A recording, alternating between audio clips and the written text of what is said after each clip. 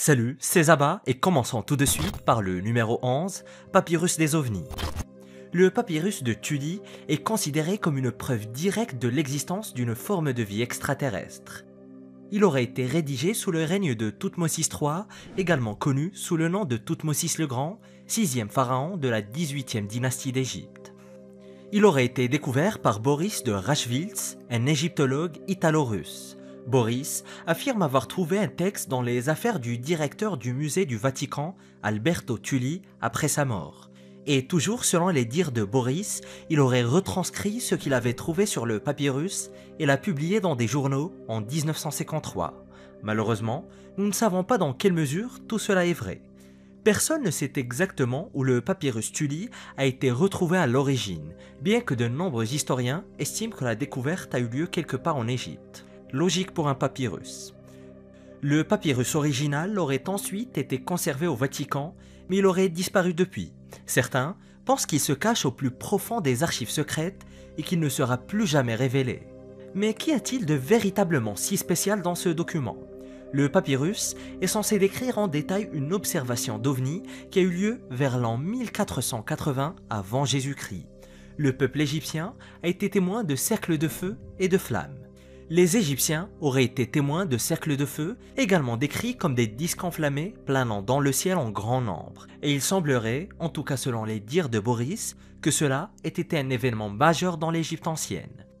Il s'est passé quelque chose et le ciel s'est rempli d'objets volants non identifiés. Malheureusement, le seul élément de preuve susceptible de confirmer cette histoire a disparu, bien sûr. Et jusqu'à preuve du contraire, tout ceci n'est qu'allégation de la part d'un seul égyptologue italo-russe. Numéro 10, le pape et le mafieux. Un certain Anthony Raimondi, connu comme étant un homme de main de la mafia, a récemment affirmé qu'il avait aidé à assassiner un pape pour éviter à certains de ses amis d'aller en enfer. Pas sûr que ça marche. Selon le New York Post, Anthony aurait admis être l'un des tueurs à gages qui ont assassiné Jean-Paul Ier en Italie, et ce en 1978. 33 jours seulement après que Jean-Paul Ier soit devenu pape. Anthony aurait aidé à lui faire avaler une capsule de cyanure qui aurait mis fin à ses jours. Malheureusement, il n'existe aucun moyen de prouver la véracité de cette histoire. Nous savons qu'en 1978, la mort inattendue de Jean-Paul a choqué le monde entier. Il a été pape pendant un peu plus d'un mois avant de mourir de manière inexpliquée. La cause officielle du décès serait une crise cardiaque, mais personne n'y croit à l'époque. Des théories conspirationnistes ont immédiatement commencé à circuler, affirmant que le pape avait été secrètement assassiné. Et si Anthony dit la vérité, ce serait un tueur à gages de la mafia qui serait responsable de l'assassinat. Anthony affirme qu'il a été engagé par son cousin, le cardinal Paul Marcinkus, qui contrôlait la Banque du Vatican à l'époque. Anthony affirme que le cyanure aurait été employé pour que lui et ses copains tueurs à gages puissent éliminer le pape sans être physiquement présent dans la pièce, ce qui, selon eux, leur éviterait un passage par l'enfer. Mais je suis quasi sûr que ce n'est pas comme ça que ce genre de choses fonctionne. Bref, apparemment, ils auraient exécuté le pape Jean-Paul Ier à cause d'une fraude boursière commise par des initiés au Vatican, le pape ayant déjà menacé de dénoncer la fraude. Et c'est pour cette raison que les personnes impliquées dans la fraude auraient fait appel à des mafieux américains pour le faire taire définitivement. Numéro 9, disparition au Vatican. Emanuela Orlandi est le plus grand mystère moderne de la cité du Vatican. L'adolescente a disparu après une leçon de flûte le 22 juin 1983. Mais qui est Manuela et que lui est-il arrivé ? Elle était la fille d'un employé du Vatican nommé Ercole Orlandi. Il était un envoyé de la préfecture de la maison pontificale et vivait avec sa jeune fille dans la cité du Vatican. Le 22 juin 1983, Emanuela, 15 ans, a quitté une leçon de musique à Rome, mais elle n'est jamais rentrée chez elle. En 2019, des membres de la famille de la jeune fille ont été informés que ses restes étaient enterrés dans un cimetière situé sur la propriété du Vatican. La famille a demandé au Vatican d'enquêter et a découvert 2 tombes. À l'intérieur, ils ont trouvé des milliers d'ossements mystérieux, mais aucun d'entre eux n'appartenait à l'enfant disparu. L'analyse scientifique des ossements aurait révélé qu'ils étaient anciens et qu'ils appartenaient peut-être à d'autres personnes disparues il y a plusieurs siècles. Malheureusement, la question demeure. Qu'est-il arrivé à Emanuela Orlandi? L'une des plus grandes théories du complot veut qu'elle était assassinée par des agents du Vatican. Orlandi aurait confié à quelqu'un qu'elle avait été abusée par un individu très proche du pape. Et pour éviter que ces accusations ne jettent encore plus l'opprobre sur le Vatican, l'adolescente aurait été secrètement enlevée puis assassinée. On se serait ensuite débarrassé de ses restes dans un lieu inconnu. Bien sûr, il n'y a aucune preuve de tout cela, mais c'est l'une des théories les plus populaires concernant la disparition de l'adolescente. Et en mai 2012, l'affaire avait connu un regain d'intérêt et d'étranges témoignages ont été publiés. L'exorciste du Vatican de l'époque, le père Gabriele Amorth, pensait que la jeune fille aurait été enlevée par la police du Vatican. Il était convaincu qu'Emanuela aurait été abusée puis assassinée et que tout cela aurait été dissimulé par le Vatican. Mais j'aimerais bien avoir votre avis sur la disparition d'Emanuela. Pensez-vous vraiment que le Vatican est impliqué dans sa disparition? Numéro 8. Le pape franc-maçon. En 1738, l'Église catholique a officiellement interdit à tous les catholiques de la planète de devenir membres des sociétés secrètes. L'une de ces sociétés était l'ordre maçonnique, également connu sous le nom de franc-maçon. Et au cours des 300 dernières années, de nombreux papes ont discuté publiquement de l'incompatibilité entre le fait d'être catholique et franc-maçon en même temps. Et jusqu'en 1983, tout catholique pratiquant soutenant publiquement une organisation maçonnique était automatiquement excommunié. La déclaration des associations maçonniques de 1983 stipule que tout catholique qui s'inscrit dans une association maçonnique commet un péché grave et ne peut recevoir la Sainte Communion. Et en se basant sur tous ces éléments, il semble évident que l'Église catholique déteste les francs-maçons. Mais pourquoi est-ce si important? Les rumeurs selon lesquelles le pape Paul VI était franc-maçon sont-elles vraies ou fausses? L'Église catholique refuse la franc-maçonnerie parce qu'elle la juge anti-catholique. Elle affirmait à maintes reprises que les francs-maçons niaient activement la révélation du christianisme. Tout a commencé avec l'enquête de l'Inquisition sur une loge maçonnique à Florence au XVIIIe siècle, une époque où la balance des pouvoirs était bien différente. Le Vatican détestait les secrets et la découverte d'un vaste réseau secret les a vraiment froissés. Le pape Clément XII a écrit que les francs-maçons étaient satisfaits de la vertu naturelle et mûrs pour le mal. Mais pour certains, les francs-maçons ont toujours été présents dans l'Église. Le pape Paul VI aurait été franc-maçon et la société secrète aurait infiltré le Vatican au point d'être responsable du récent changement d'attitude qui a permis aux catholiques d'adhérer à certains groupes de francs-maçons. En tout cas, c'est une théorie. Numéro 7. Le troisième secret. 3 bergers portugais ont reçu la visite de la Vierge Marie en 1917. Lucia Santos, Jacinta Marto et Francisco Marto ont collectivement vu une apparition de Marie à 6 reprises cette année-là. Et la prétendue apparition est désormais célèbre sous le nom de Notre-Dame de Fatima. Il aurait confié aux 3 jeunes enfants un trio de secrets. Ces secrets ont été écrits et gardés cachés jusqu'à ce que 2 d'entre eux soient révélés par Lucia en 1941.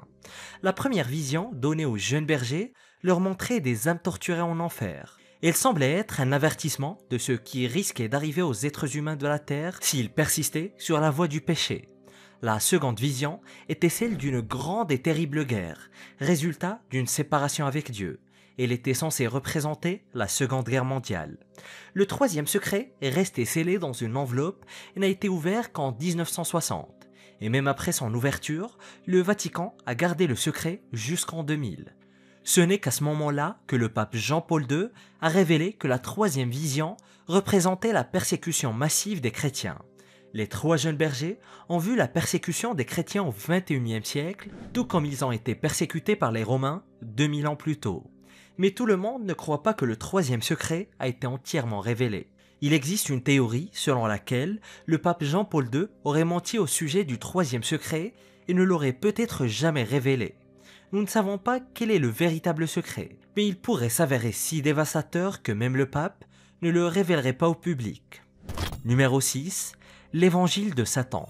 Il existerait un grimoire de magie noire et qui serait conservé dans les archives secrètes du Vatican et qui aurait le pouvoir de mettre une personne en contact avec le diable, rien que ça. Le livre est prétendument rempli d'images sataniques et aurait été écrit dans les années 1520 ou 1420. Personne ne sait qui l'a écrit, mais de nombreux auteurs se sont vus attribuer certaines de ces sections. L'introduction aurait été rédigée par un homme mystérieux du nom d'Antonio Veneziana del Rabina, et certains passages auraient même été prétendument écrits par le roi Salomon il y a 3000 ans. Et le contenu du livre est pour le moins effrayant. Il est divisé en deux sections principales. La première contenant des instructions sur la manière d'invoquer un démon et de le forcer à exécuter vos ordres.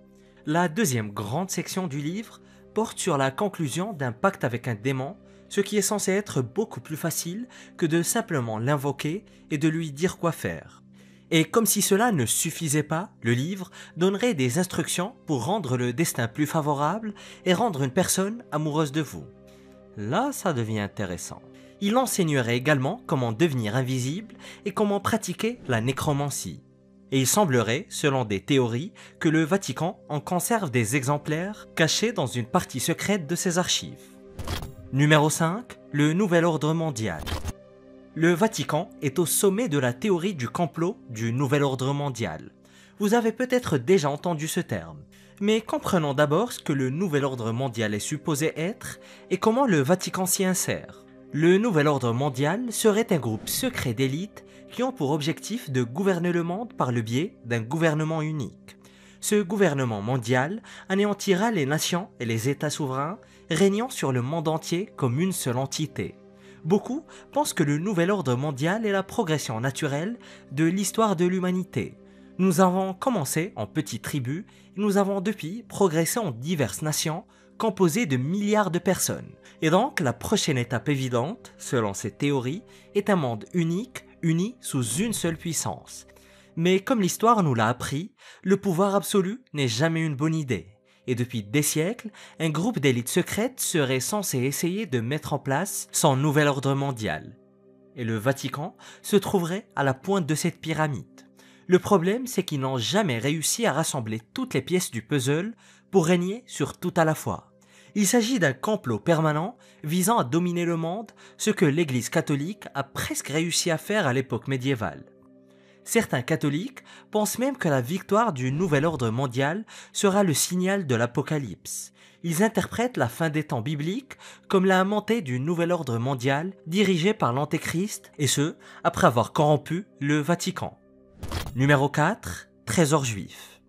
Une théorie du complot prétend qu'un trésor juif est caché dans les murs du Vatican. Ce trésor aurait été dérobé en Terre Sainte il y a plusieurs siècles. Il aurait été volé dans le second temple de Jérusalem et toutes ces années plus tard, l'Église catholique refuserait toujours de le restituer. Ce complot remonterait à l'an 70 de notre ère, lorsque l'armée romaine, dirigée par le général Titus, aurait pillé la ville sainte, détruisant le second temple et réduisant Jérusalem en cendres. Et l'un des objets justement volés était un candélabre qui aurait été placé dans le premier temple par le roi Salomon lui-même, un millier d'années auparavant.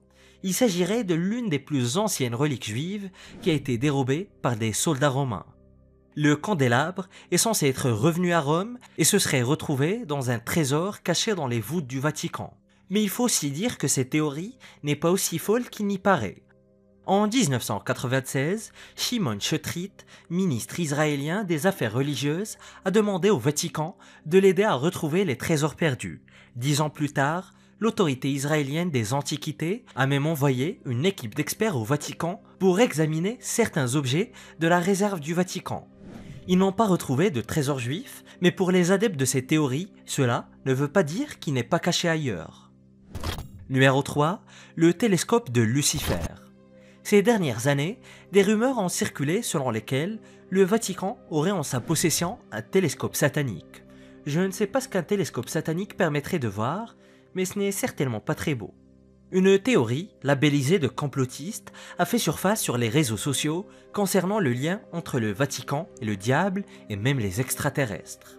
Le Vatican posséderait un télescope nommé Lucifer qu'ils utiliseraient en plus pour rechercher des extraterrestres dans l'espace. Et aussi fou que cela puisse paraître, il y a une part de vérité dans cette histoire, même si ce n'est pas du tout ce que les rumeurs laissent entendre. Il est vrai qu'il y a bel et bien eu un télescope appelé Lucifer, mais il n'a jamais appartenu au Vatican. Le groupe de recherche de l'Observatoire du Vatican, basé en Arizona, partage son espace avec d'autres organisations. L'une d'entre elles a brièvement surnommé l'un de ses instruments Lucifer dans le but de créer un acronyme. Cependant, ce nom a suscité tellement de réactions qu'ils l'ont ensuite remplacé par Lucie. Mais pas vraiment sûr que ce deuxième nom apaise les théories. Numéro 2. Manuscrit secret du Vatican. Il y a environ 800 ans, un adolescent nommé Laurentius Loricatus a accidentellement tué un homme en Italie. Il était tellement bouleversé par ce meurtre qu'il s'est réfugié dans une grotte en pleine nature et y aurait vécu 34 années dans la solitude la plus totale. Et chaque jour, il se fouettait pour se punir de son péché. Cette étrange histoire médiévale a été retrouvée écrite sur un morceau de parchemin caché dans les archives secrètes du Vatican. Le parchemin mesure environ 5 mètres de long et a été assemblé par des villageois qui vivaient près de la grotte de Laurentius après sa mort.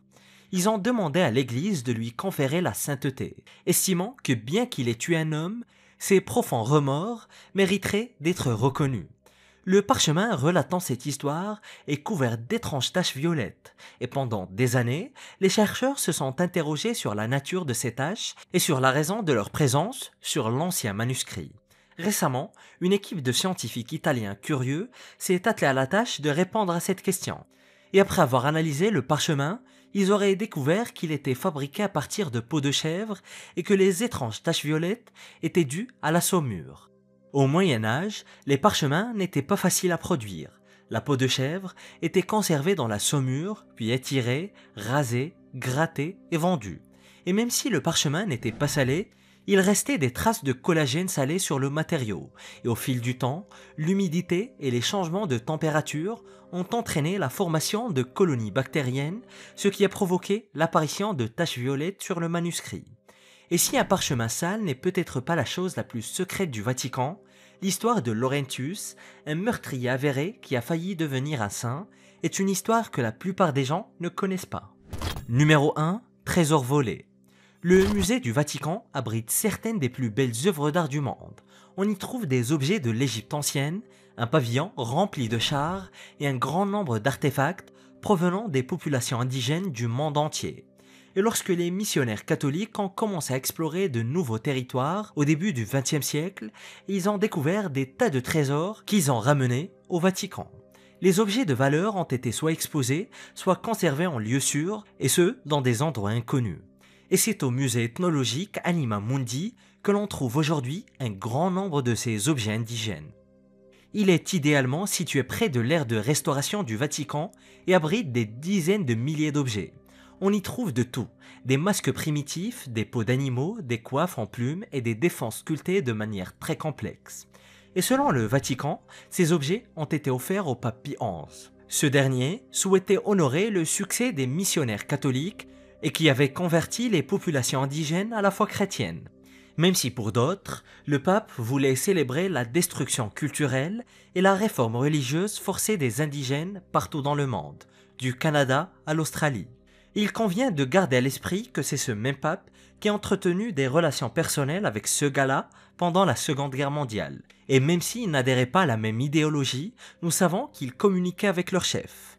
Pie XI pensait qu'Hitler pourrait gagner la guerre et que le Vatican pourrait devenir une organisation fantoche du Troisième Reich. Et très récemment, Cassidy Caron, du Conseil national des Métis au Canada, a fait une déclaration concernant le Vatican et sa collection d'artefacts. Cassidy a déclaré que les pièces conservées en Europe appartiennent aux autochtones canadiens et devraient être renvoyées au Canada. Et pour découvrir encore plus de mystères du Vatican, découvre les objets les plus mystérieux et les plus terrifiants cachés au Vatican en cliquant sur cette vidéo.